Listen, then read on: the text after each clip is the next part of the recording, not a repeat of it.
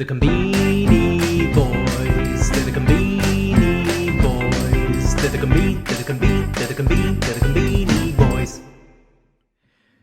Hey, Mike. Hey, Matt, how are you doing on this fine morning? Doing okay. We got some snow here yesterday, Mike. Unexpected. They said it was just going to be a little bit. In fact, piled up to about 4 inches, and now it's Wow. 27 degrees outside.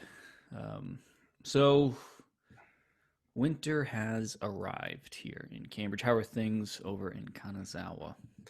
Yeah, no winter yet. It's getting cooler though. But it is, as you know, it's Halloween Yep. today. Mm-hmm. And I'm feeling a little spooky. I don't know about you. It is episode 27, and hopefully we don't have any, ghosts in our background here today trying to disrupt us. Ghosts of Conbini past or future. Yeah, I hope, yeah, there's no sort of terror that arrives while we're recording here. You might have something up your sleeve. I look forward to discovering more about that. But what do you say we get going? We have a lot to talk about today. In fact, we're got a jam-packed agenda. So what do you say we jump right in? Yeah, sounds great. Let's get to it. All right. So as usual, Mike, we're talking Chiki Wars. This week, it's a busy week on the Chiki front. We have three new Chikis out of the big three Mm. beanie. And to kick things off, we got Lawson coming out with Karaage-kun known flavor, I believe, number 208. And Mm. this is a collabo with a well-known ramen shop called Korakuen. Hmm. And this is a ramen flavored Karaage-kun, specifically a soy sauce Hmm. flavored ramen here. Mike, what are your thoughts on Karaage-kun known flavor number 208? Well, I'm excited. As you know, so as you can see, this is a chuka soba. So I think everybody knows ramen, and ramen originally is from China. It's their Right. noodle dish, and in Japan, actually, they call it Chinese soba, chuka soba. It's a type of I think it might have actually what was originally called ramen, Yeah, chuka soba, I think so. but nowadays it means a specific type. It's the shoyu. It's a soy sauce flavored, and it doesn't have many toppings. It's very very simple. And I've grown to really like it. Anyways, that being said, hey, I haven't had a ramen flavored karaage yet, but I can imagine it's probably gonna be pretty good. I don't know. What do you think? I love ramen and I love Chiki. So to think that we're gonna pack ramen flavor into some Chiki nuggets here is outstanding. I'm also a big fan of the packaging. We got the Karaage-kun mascot. He's dressed, ready to sling some hot noodles. He's even got the towel on. Um, Oh, we both have a good friend still in Japan, Mike, mhm. famously found ramen cooks to be very sexy. It's This true. guy here on the front of the package, very sexy indeed. You need to sweat over a steaming ramen kitchen. It looks awesome. No, I would be thrilled to find these at a Lawson and try them out. For sure, for sure. Okay, so that's Lawson. Next up, let's head over to 7-Eleven. This also a pretty exciting chickie here. We have the Yuzu Kosho or Yuzu pepper flavored Mm. chickie here. Yuzu, for those of our listeners who don't know, this is a citrus, Hmm. Hmm. and Yuzu Kosho is a kind of seasoning. It's a paste that's often used, most commonly used in Kyushu, I believe. No. And it's very powerful in flavor. In fact, I would Mm. say that, a lot of Japanese food has subtle flavors. Some Yeah. might even call it bland in some cases. Yuzu Hmm. Kosho, not the case at all. This is was born in what Guy Fieri might call Flavor Town. So to think that we got a chickie a flavor bomb paired with Yuzu Kosho, another flavor bomb. This thing might have its own gravitational pull when it comes to flavor here. Um, I'm pretty pumped up about this one, Mike. Yeah, yeah, me too. It says sweet and spicy chicken, um, yuzu kosho flavor. I'm wondering if that is include that's like the because of the yuzu kosho, it's the sweet and spicy, or if it's a sweet and spicy plus you got the yuzu kosho flavor. I'm not sure. Um, but I'm excited. I like spicy, I like sweet, I love yuzu kosho. You know, Hmm. I'm a citrus maniac when it comes to these sorts of things, and I would really like to try a bite of this one right here. Yeah, it. This would be my number one chickie for the week. On the bottom of my list, as we have over to Family Mart, is the green seaweed powder and salt. That's the English translation. I believe they're referring to a nori powder with salt. Hmm. There's really nothing special about this, in my humble opinion. It's just a chickie sprinkled with some nori powder. Hmm. So I don't. I'm not really getting. I don't know. This looks pretty boring to me, Mike. Yeah, Nori Shio, as we talked about before, this is like the one of the classics, like ketchup in Japan. It's a classic combo flavor. I gotta be honest, I'm not a crazy Nori Shio guy. I gotta be Hmm. honest. And I like my chicky the way it is. And you know, if they're gonna add something to it, I want it to be exciting. Um, you know, maybe a little spice or something like that. But the Norishio, I don't know. It's not really doing it for me. But this is a fammy chicky though. So This this is a is this is a Fammy Chiki here, and just I'm sorry to jump in here, Mike, but we have some late breaking news. As I was zooming in, the surface of this Fammy Chiki does look a little strange, and in fact, as we look at the description, it says potato chips were added to the batter to make a crispy texture. Well, my wait a goodness, second. this is a whole new ball game, ladies and gentlemen. I like the sound of that. Crispy potato chips crumbled up to make a crispy texture, and no doubt you're probably getting some damn good flavor. In fact, could those be nori potato chips that have been. That might be what it is. Boy, The classic boy. Norishio chips. If that's the case, yeah, you're right. We've got a different story here. We're gonna have to see, but We'll have to do pretty some more excited. investigation into this, but yeah, suddenly this looks a lot more exciting. So a busy week in the Busy Chiki week. Wars, but that wraps it up here, Mike. I think it's now on to the scoreboard. It is. It is on to the scoreboard. You know, as a scoreboard, we take a look at the new items from each Conbini each week. And as we've been doing recently, we pick up our winners and losers. So, first off, giving you the count, we got FamilyMart with 52 items, Lawson with their 34 items, and 7-Eleven with 107 items. Everybody kind of in the, you know, a little bit low this week. Respectable, though. Funny to think that 107 out of 711 is low, but in fact, that is a low number for them. They peaked a few weeks ago at 158. Yeah. Um, but yeah, everybody's usually playing a little bit higher. Right. So, okay, all right. So we've seen the numbers. Let's get to our picks. So, last week I think I went first. So this week let's go first with you. We're gonna go with the loser first. So, Matt, let me pull up and let's take a look at your loser for the week. Here we go. Boom. Yeah, Mike, my loser this week is out of Lawson, and I'm struggling to look at the screen here. This is a Mentaiko Mochi cheese nikuman here, and Oh. that's a steamed bun, and it is stuffed, packed full of Mentaiko, which is fish roe, Mochi, which is Ooh. pounded sticky rice, and then cheese.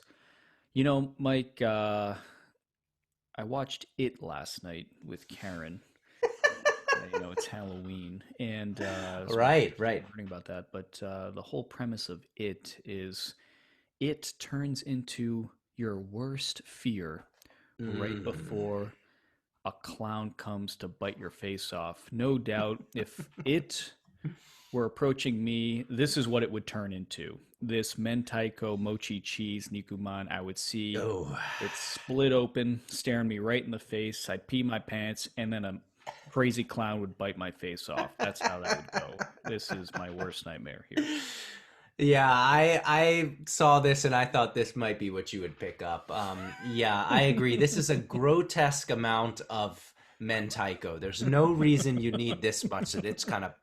It's just layer. I mean, there's multiple fish were used to make this. Oh man, I and the cheese as well, and the or is that? Oh, sorry, the mochi as well. I agree. Like I've said before, I like mentaiko, but I want it on top of my rice, and I don't want it in that sticky bun. Mm, I can imagine some people, mentaiko fanatics probably love this, but no, yeah, no, I am not touching this. this is for the Mentaiko maniacs for sure. All right, well, it is Halloween, so we got some horrors coming up. So I got one more for you. Boom. Here we go. Here's my loser of the week. Ooh, almost picked this. Wow. Ooh, yeah. Ooh. This is well, we don't have to dress it up. This is the Katsuobushi Gohan. So let me tell you what we're looking at. I don't know if everybody, Katsuobushi, it's bonito flakes. So what we've got here, ladies and gentlemen, you probably can't see, but this is Katsuobushi, bonito flakes, dried fish flakes. And then in the middle, you've just got a single egg yolk on top. And beneath that is just rice. Mm, So you know what you know, and I think it does mention some sauce. So I think that it maybe has some dashi that you pour on top to get things wet. Because I can't imagine eating this thing without some sort of wetness. You dry out your mouth. The way I felt about this feels like if it was the apocalypse, yeah. and Yeah. you had nothing left, Yeah. minus this egg. Screw this egg, but you just need some protein. You haven't had protein in years, so you open up your pantry, and there's just this pack of bonito flakes. You think I'm just Yeah. gonna dump it on top of rice and just put it away. I don't think this is the sort of thing they should be selling. This should be some sort of an emergency food for in case Japan is hit with, that terrible earthquake that they're expecting to hit the Tokyo area at some point. I don't know. Matt, this was my lose for the week. I'm not interested in this at all. Yeah, I almost picked this too, Mike. Yeah, I agree. This looks like it's from out of the late war 1944 series. This is, like you said, something that you pull out of the pantry as a last resort. I've actually never seen bonito fish flakes dressed on top of rice dry like that. And again, the Yeah. single raw egg yolk. And for those who are not familiar with bonito, they are thinly sliced dried fish flakes, and they do a little dance, especially when heat is Mm, applied. So this thing is going to be talking about spooky. This thing's going to be sort of wiggling at you yeah. as you're taking a bite. So totally agree. This is definitely a loser for this week. Yeah. All right. Well, it's Halloween. Everybody's already on edge. We don't want to give people, nightmares. So let's go over to our winners Let's for the check out the week. winners. Yeah. All right, Matt, I'm clacking over to yours right now. Boom.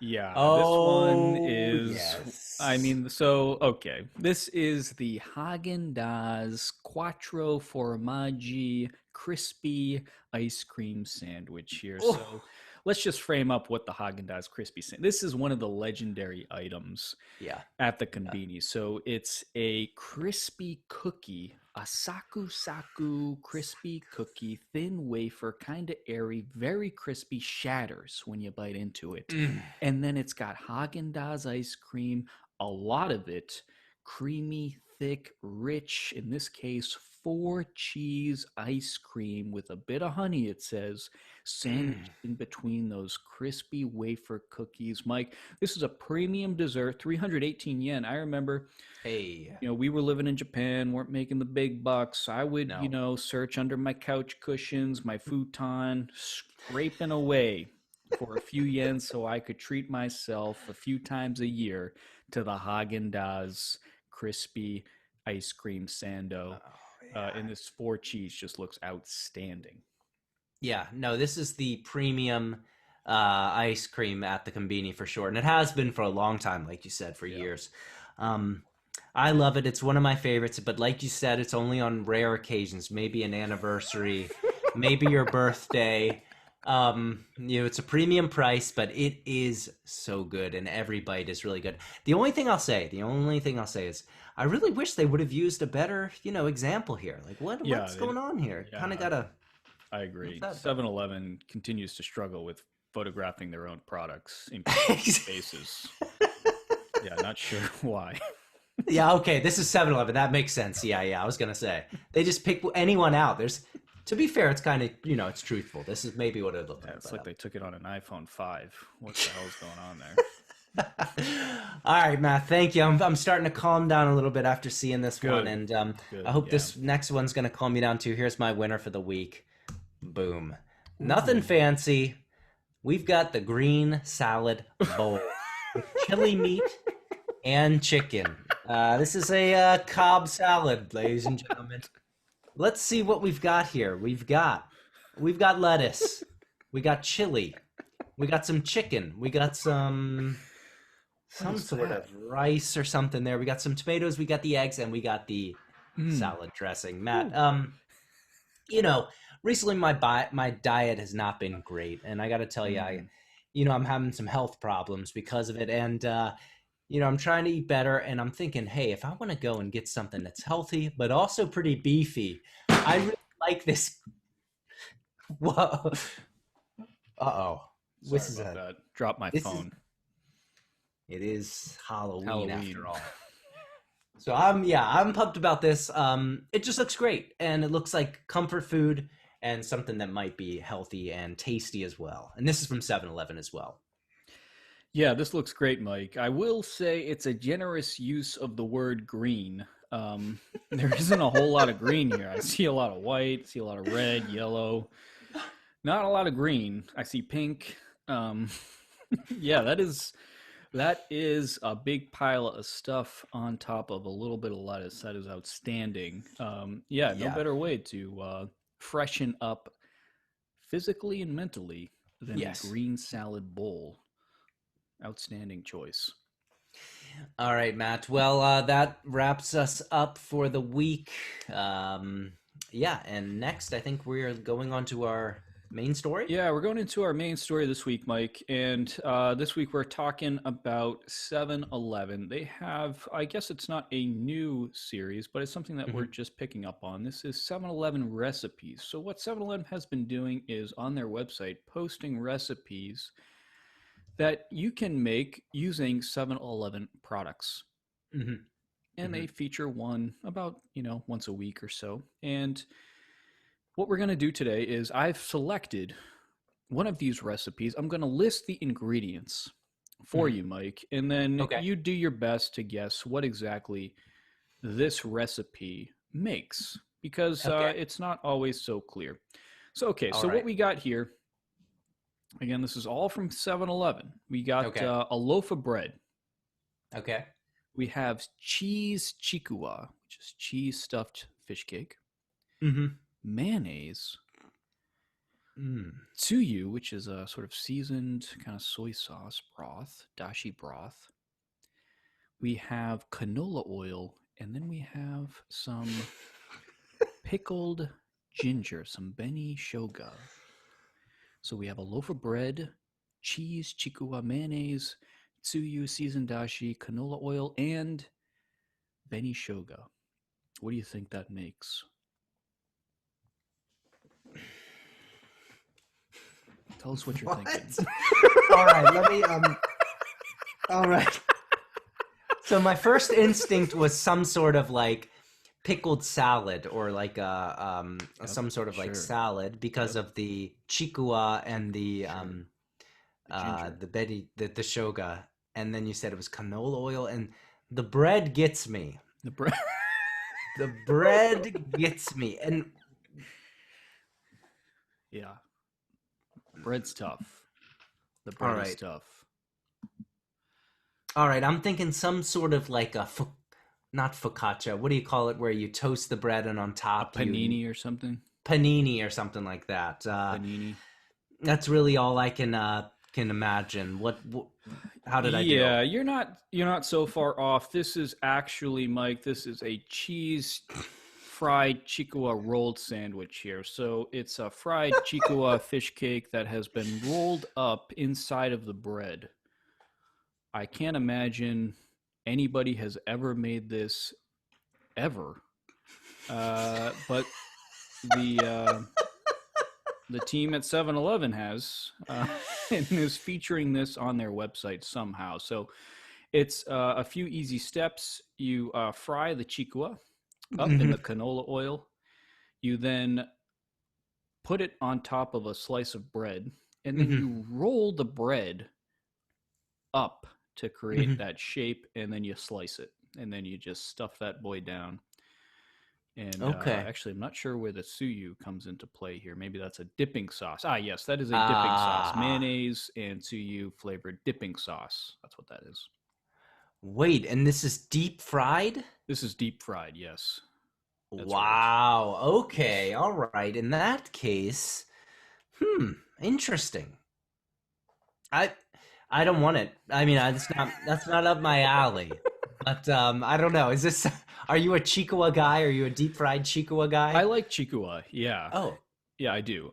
Mostly out of the Oden tank. I would not Oh. go through the trouble of deep frying Chickua, never mind cheese stuffed Chickua, and then putting it into a rolled up slice of bread.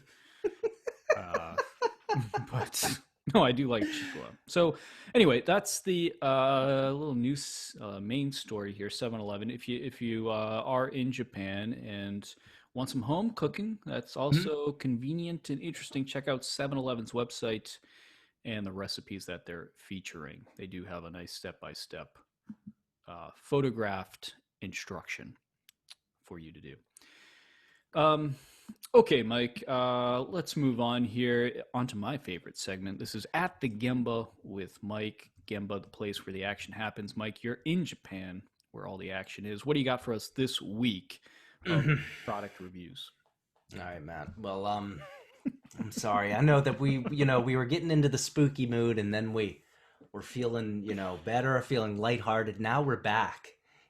Oh boy. I've been watching the show Unsolved Mysteries on Netflix recently. A classic. A classic. They brought it back. I don't know if anyone knows this, but Netflix now, the classic show Unsolved Mysteries, they're reproducing it on Netflix, and I was watching that, and you know what? I've had a very similar experience here at the Gemba this past week. So, Matt, I don't know if you remember this item. I'm just gonna show you. This is the Ah, Zakuchiki. yes, the hot and spicy.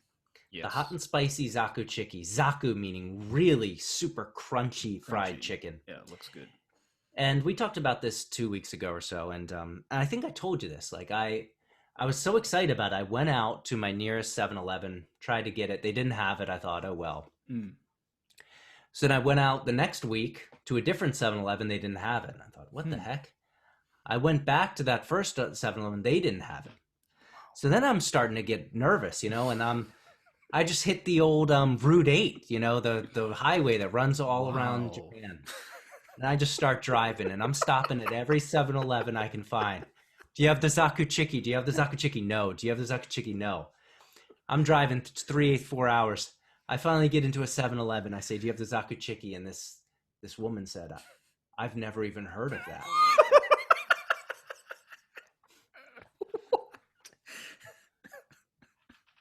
So I was at my wit's end, and I came back onto this website.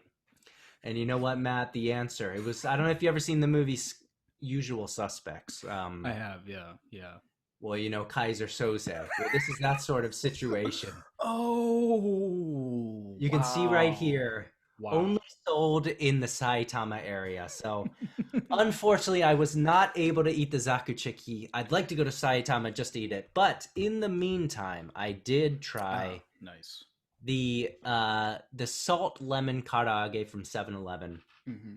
And I'm a lemon Right up maniac your and a alley. Yeah, salt maniac. Yeah, salt and lemon maniac. yeah. And I gotta say, I was really excited about the Zakuchiki, and this didn't really fill the hole. It just wasn't, it had the little bit of a lemon flavor, had a little bit of salt flavor, but in total, I mean, I give it maybe like 2 stars, 3 stars. Not great, but I was glad to. at least eat some chicken in the end. Well, first, I just want to salute you for that tremendous effort down Yeah. Route 8 Oh yeah. in Ishikawa to find the Zaku Chiki. And God bless that 7-Eleven employee who told you that Yeah. this thing may not even exist. It only exists, I guess, in Saitama. That's too bad. Right. And yeah, looking at this salt lemon karaage ball here, it certainly doesn't look as appealing. It's pale. Yeah. It doesn't have Yeah. that crispy Zaku crust on it. Yeah, you're zoomed in here. This Right. looks like Right. Right. this could be a, you know, confused for a rock here. Not a lot of interesting characteristics to it. So, Right. yeah, salute you for the effort, Mike. Yeah. Fantastic. No. Yeah. All right. Okay, heading into our last segment here, Mike. This is normally when we catch up on Conbini news. We're going to switch it up this week and share a new segment. We're calling this segment Conbini College. Oh yeah. Very excited about this segment. It's fall, Mike, and school is back in session, including for us here at Conbini Boys.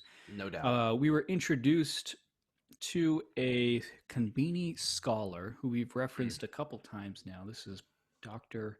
Gavin Whitelaw of Harvard University. That's right, the Harvard University. Dr. Whitelaw is the executive director of the prestigious Reischauer Institute at Harvard, and he is a Conbini expert. True expert. And this guy appears not to just study the Conbini through, the scholarly means of research and, reading. This guy is at the Gemba. This guy appears to have actually worked at a Conbini, where he's pictured here in what looks to be a daily Yamazaki uniform. What a legend. Classic red and yellow stripes on the shirt. And Mike, we've begun to take a dive into Dr. Whitelaw's work, and we read a chapter he wrote called Rice Ball Rivalries, Japanese Convenience Stores and the Appetite of Late Capitalism.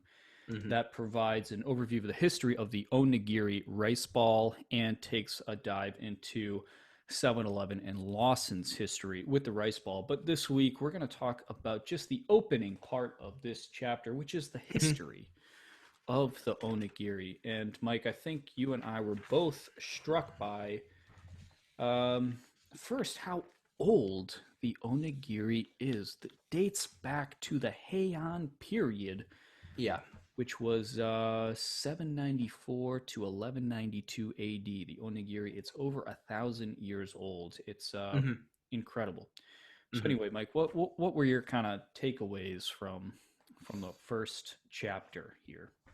Yeah, well, this is just interesting in general. I mean, in terms of history as well. Like you said, onigiri was first sort of mentioned and first found in the Heian period, and it was originally sort of traded between the sort of aristocracy. So it's a very sort of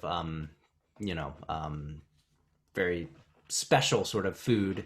And then that, it wasn't until the Meiji period that rice became sort of more prominent throughout Japan, and which is when, rice balls became common throughout Japan in general. And the Meiji period, what was that, like late 19th century, I think? 1865 to 1912. Okay, right.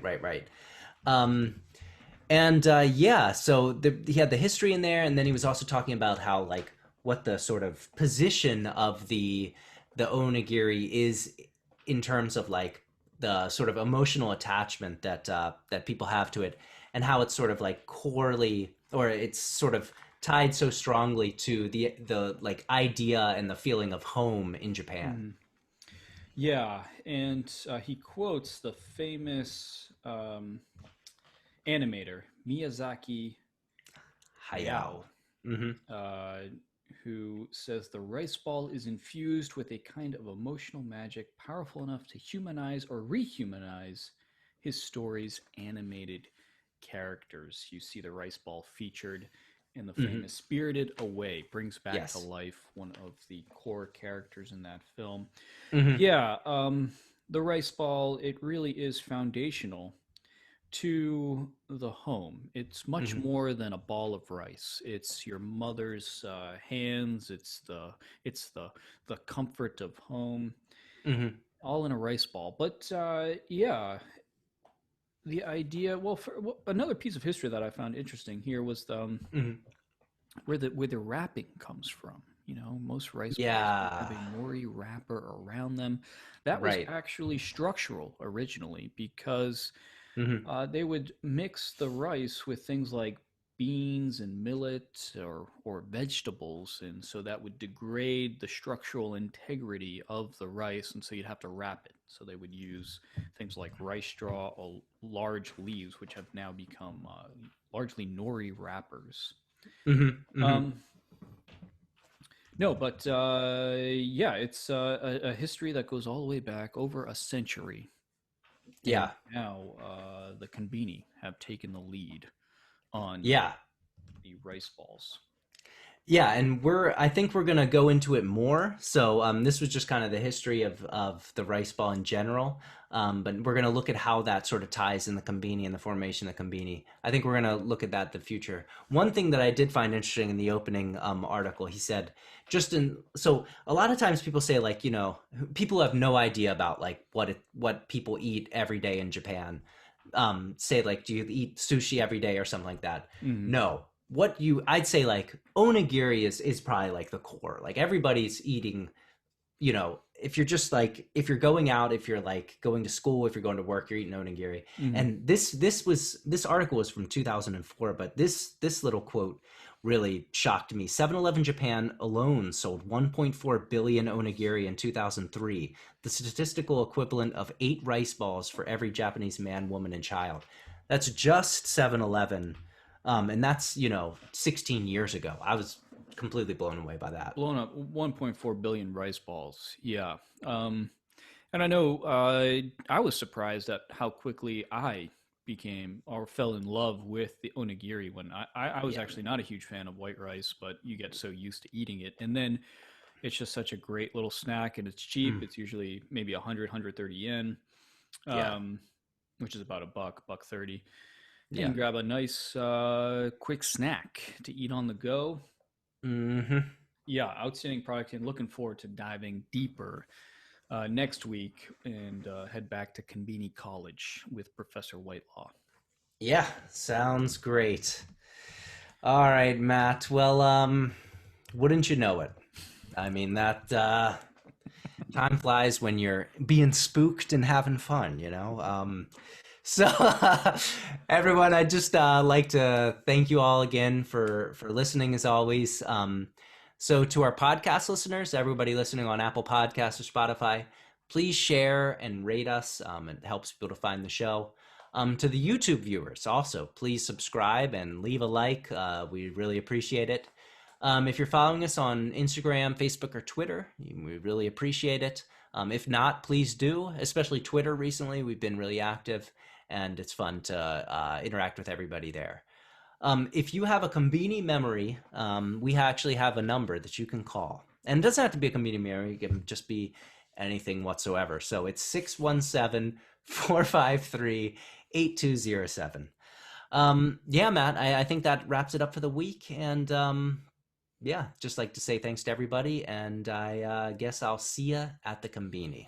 I'll see you at the Conbini. Conbini boys, to the Conbini boys, to the Conbini, to the Conbini, to the Conbini, to the Conbini.